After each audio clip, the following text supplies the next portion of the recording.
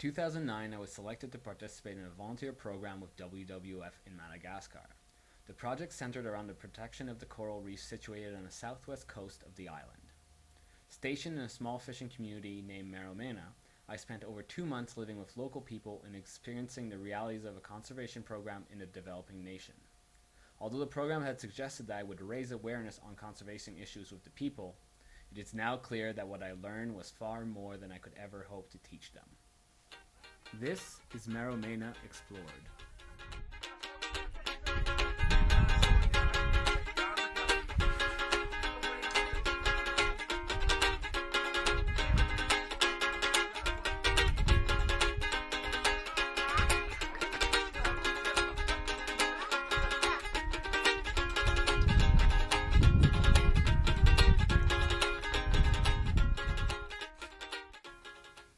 At a current population of approximately 800 people with no access to running water or electricity, Maromena stands apart from the rest of the world.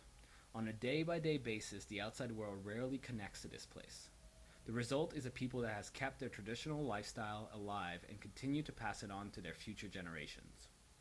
Of course, the irony of doing conservation work in such a place is that with such limited resources, they have an extremely low ecological footprint.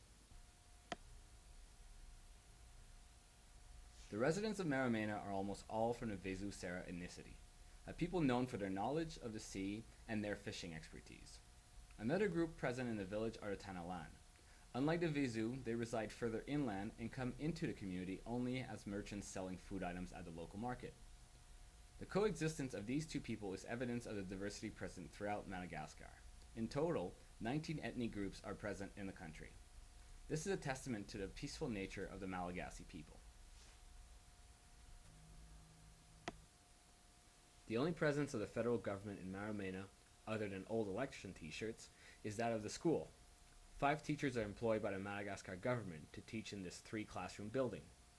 Only 4 grades are taught here, the reality being that the children's future are often already decided for them. At a very young age, boys will become fishermen and girls will become mothers. The lack of government presence also means a bigger responsibility for the local community in overseeing the stewardship of their local environment. Social organizers for WWF are working with the community to create capacity in managing these responsibilities. The rhythm of the society here is not dictated by clocks and calendars, but rather by the wind and the sea. As the entire population living in Maromena depends on fishing for their livelihoods, the strength of the waves and wind often will determine if it is a day for fishing or a day of rest.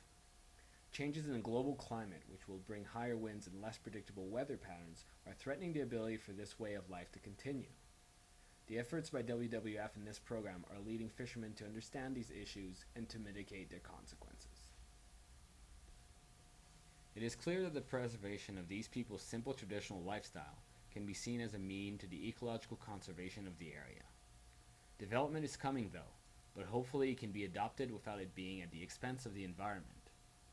And it is with programs like the one taking place here in Maromena by WWF that we can bridge the ideas of a better life for people in the present without moving its cost onto future generations.